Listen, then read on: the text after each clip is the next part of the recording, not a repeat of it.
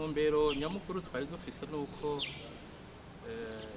abajejwe intwaro mu gisagara ca Bujumbura tubahimiriza kugira ngo nabo nyene badufashe muri kino gikorwa cyo gutoza amakori mu mazu apangishijwe, kuko murazi yuko ahanini nibo bamenya ku munsi abantu bapanze canke abantu bapangishije.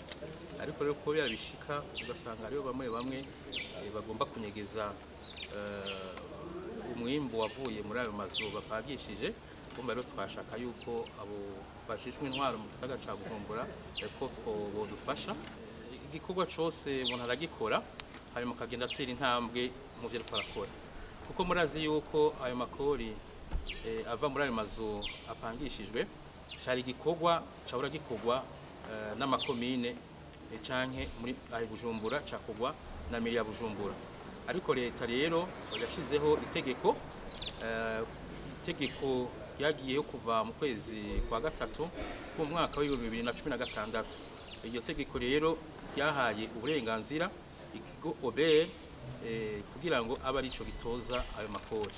Urumva rero twe twatangiye gutoza ayo makori mu mwaka wa 2017. Urumva rero haciye imyaka 3 tuko turababa imyaka 4. Urumva rero ni gikorwa novuga ko kikiri gishasha iwacu, kandi rero ikintu cyose kigitanguye ntihaburamwo utunenge.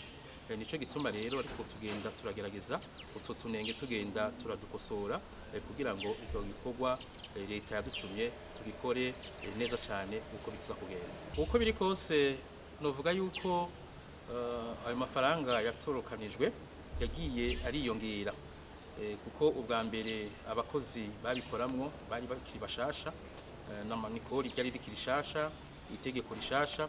Rero kurishira mu ngiro hari gihe usanga hagiye harabo utunenge ahanini ni gikorwa usanga nk'abakozi babikora usanga badakwiye, kuko aya makori atorwa ngaho mu gisagara ca Bujumbura no mu zindi ntara zose zo mu gihugu. Ku buryo rero abakozi babikora novuga yuko batarakwira neza, kugira ngo tuvuge yuko mu ntara yose turafise abakozi bajejwe ico gikorwa conyene. Utundi tunenge natwo usanga turi mu batanga kori, kumbure bataramenyera neza, bataramenya iryo tegeko. Nico gituma uno munsi twashimye kurisangira n'abajeje intwaro kugira ngo babimenye hanyuma kandi bafashe.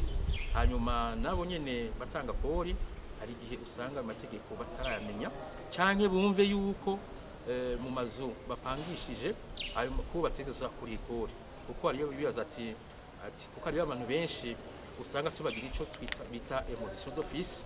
Iyo imposition d'office ni kuvuga ni handi tutuza umuntu ikori atigeze aza kugira ama declaration, atigeze amenyesha umwimbu yakuye muri ayo mazu apangisha.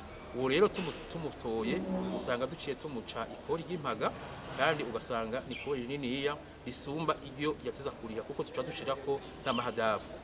Nobabwira ko nko mu mwaka wa 2017 twatorokanije amafaranga yababa miliyardi 4 n'imiliyoni amajana 5.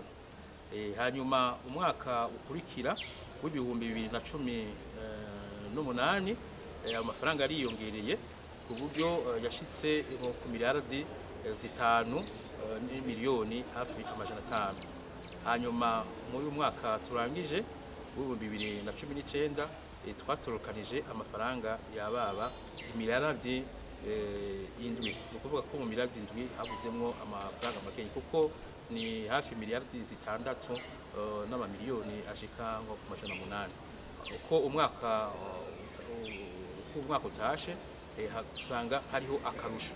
Ivyo rero navyo bigaterwa hanini nuko ako kazi abagakora bariko barakamenyera, hanyuma amategeko bariko barayasoma neza bayakurikiza, kandi bakagenda batora n'ubundi buhinga bwo gutoza no gutorokanya ayo makori.